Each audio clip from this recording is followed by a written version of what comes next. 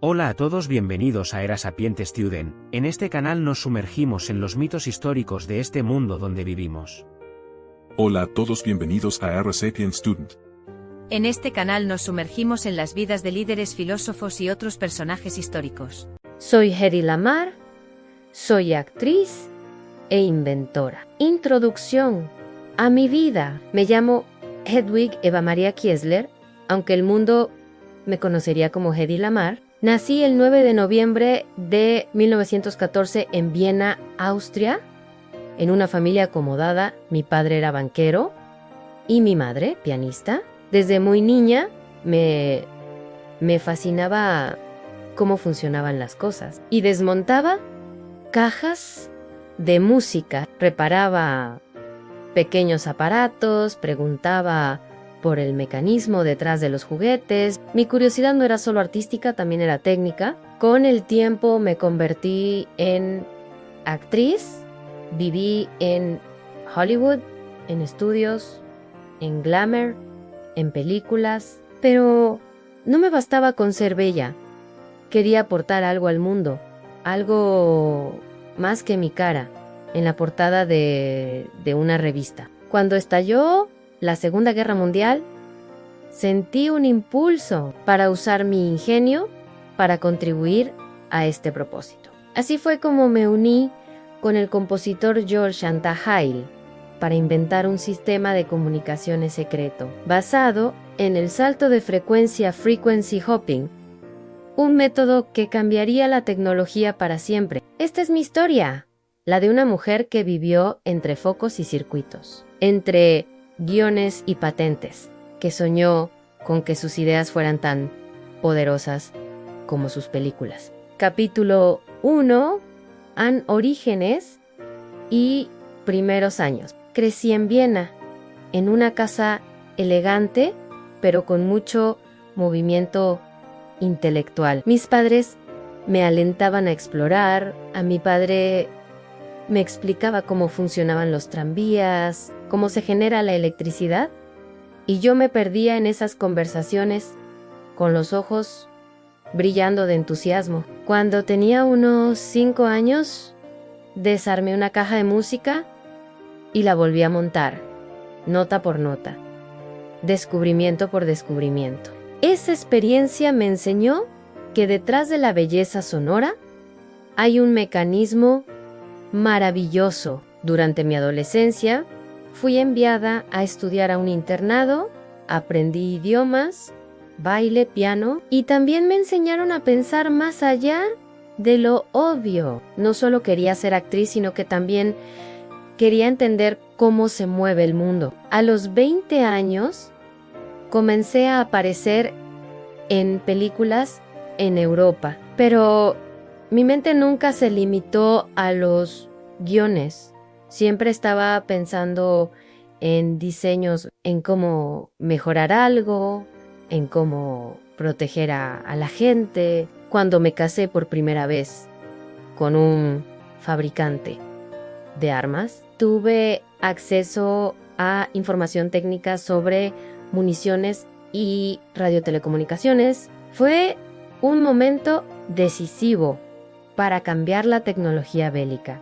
Me mostró un mundo donde podía idear un cambio real, no solo en el cine, en esos paseos por Viena. Y mis paseos por los estudios de Hollywood, acumulé una certeza que la creatividad no tiene un solo rostro.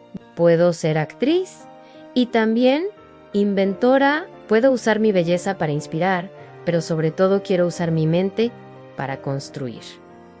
Capítulo 2.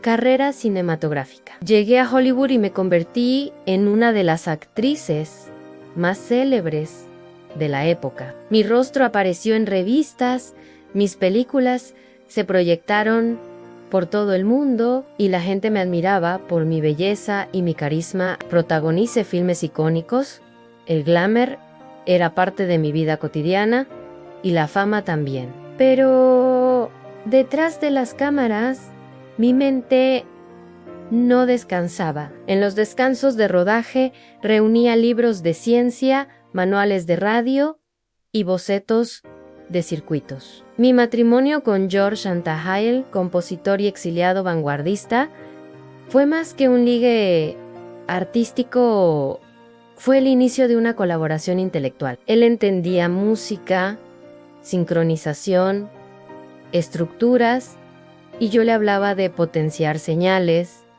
de cambiar frecuencias. Mientras luchábamos contra el prejuicio de las actoras que no pueden inventar cosas serias, trabajé en ideas que mezclaban la música con la radio. George y yo discutíamos cómo su piano mecánico podía inspirar un método para saltar entre frecuencias de radio. A pesar de la glamorización de mi vida pública, mantuve en secreto mis experimentos.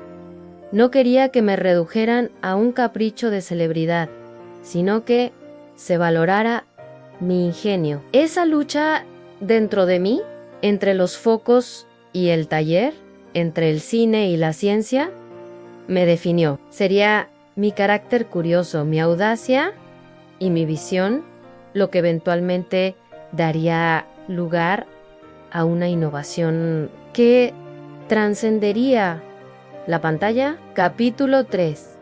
Inspiración para inventar. Durante la Segunda Guerra Mundial, estaba determinada a contribuir de una forma útil. Vi el poder destructivo de la tecnología, pero también vislumbré su potencial para conectar y para proteger a los soldados. Sabía que los torpedos radiocontrolados eran vulnerables y sus señales podían ser interceptadas. Bloqueadas, lo que hacía muy difícil guiarlos con seguridad a Ciscus objetivo. Esa vulnerabilidad me obsesionó. Recuerdo una conversación con George Antahail.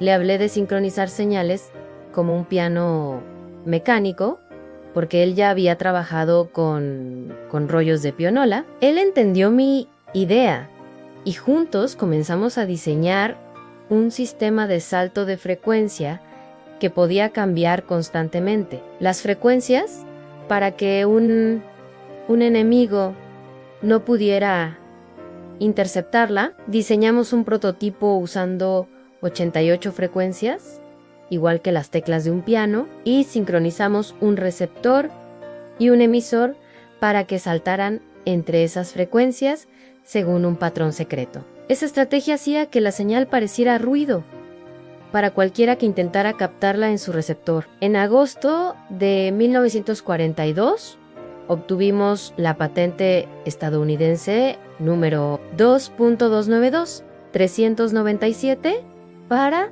lo que llamamos sistema secreto de comunicaciones. Decidí ceder la patente gratuitamente al ejército estadounidense porque no buscaba riqueza, sino una herramienta para proteger vidas y asegurar que la comunicación en tiempos de guerra pudiera ser más segura. Ese invento, aunque rechazado inicialmente, sería la semilla de lo que hoy llamamos comunicaciones seguras sin cables. Y nadie podría imaginar lo lejos que llegaría. Capítulo 4. El invento del frequency zipping. Sentí que debía hacer algo más útil que brillar en la gran pantalla. Durante la Segunda Guerra Mundial, comprendí que los torpedos radiocontrolados eran vulnerables y sus señales podían ser interceptadas o bloqueadas, lo que representaba un riesgo para los aliados. Entonces me uní con el compositor George Antahail, cuya experiencia con pianos mecánicos resultó clave en mi invento. Él me habló de rollos perforados de pianola y juntos pensamos que podríamos usar un mecanismo similar para cambiar la frecuencia de transmisión de una señal de radio. Diseñamos un sistema en el cual el transmisor y el receptor saltaban entre 88 frecuencias, justo como las teclas de un piano, de forma sincronizada, de modo que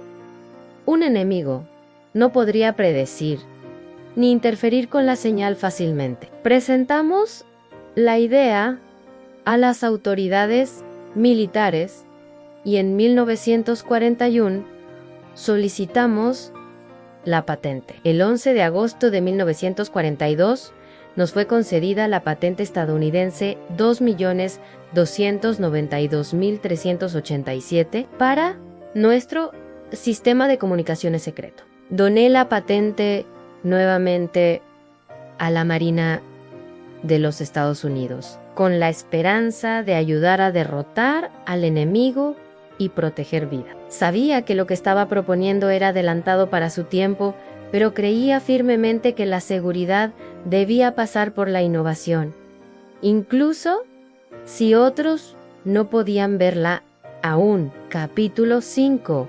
Rechazo inicial y reconocimiento tardío. Cuando presentamos el invento, la Marina de los Estados Unidos mostró poco entusiasmo.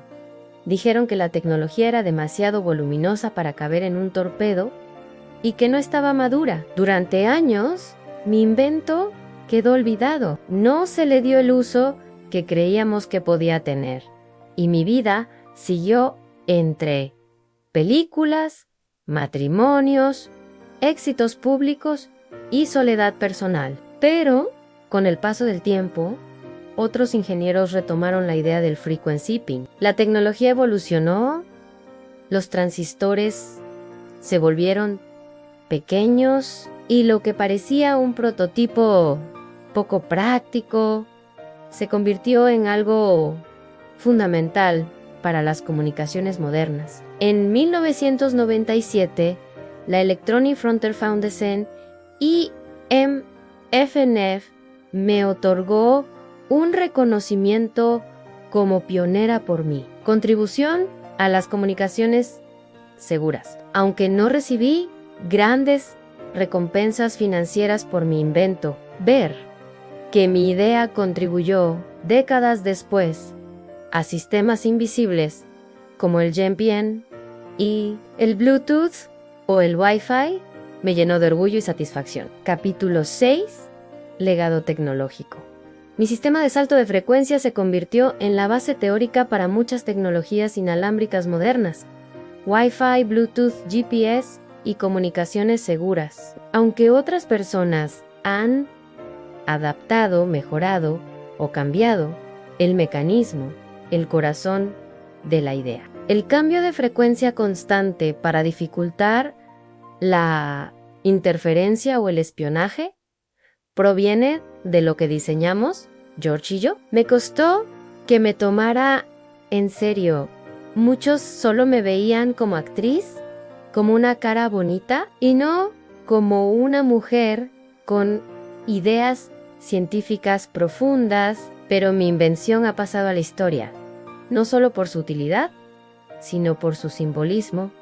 Una actriz, una mujer, con una mente curiosa, mostrando que el talento intelectual no está limitado por los estereotipos. Hoy, millones usamos dispositivos inalámbricos que dependen, en parte, de aquella idea loca que tuvo una actriz vienesa y un compositor vanguardista. Esa combinación de glamour y ciencia es mi legado. Capítulo 7.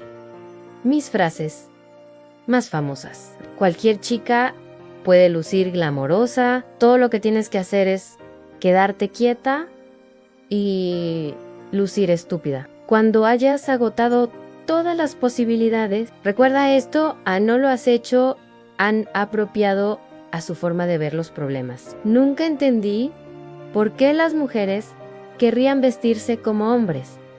Una chica tiene que tener un poco de brillo. Refleja su identidad como actriz e inventor. El mundo no se está volviendo más fácil. Con todos estos nuevos inventos, creo que vamos a tener más y más máquinas. Escribir en el idioma del futuro, como el de la electrónica, puede llegar a ser tan importante como nuestra lengua materna tradicional. Sé todo lo que pueda hacer, en cualquier forma que tomes. No quiero ser una estrella como actriz, quiero ser una estrella como pensadora. El día que muera, dirán que era hermosa. Yo quiero que digan que era útil. Capítulo 8, mi reflexión final y despedida. Soy Hedy Lamarr, y al mirar atrás, no solo veo escenas de películas, vestidos brillantes y focos de cámara. Veo bocetos, planos, papeles de mis patentes, noches en que diseñé un futuro seguro para mis ideas. Mi vida me enseñó que la belleza no es impedimento para la inteligencia, que la fama no excluye la creatividad y que una mente curiosa puede cambiar el mundo incluso fuera de un laboratorio. Si esta historia te ha inspirado, te invito a suscribirte al canal, a activar la campanita para seguir descubriendo vidas increíbles y a compartir este vídeo con quienes creen que las mujeres pueden inventar y soñar mucho más allá de lo que se ve en la pantalla. Gracias por acompañarme en este viaje entre el glamour y la ciencia. Recuerda, a las ideas más poderosas a veces nacen en los lugares más inesperados. Recuerda, a las ideas más poderosas a veces nacen en los lugares más inesperados. Haz descubriendo algunos de los mitos de los orígenes de la humanidad desde el principio, más importantes en el pensamiento de estos pueblos de la humanidad en sus distintas etapas de la humanidad. Únete a nosotros a Era Sapient Student, donde la historia cobra vida. Suscríbete, y toca la campanita. Prepárate para un viaje por la historia única a través de las eras y describe cómo estos hombres, y mujeres, que cambiaron la forma, y el pensamiento de cómo vemos este mundo donde vivimos.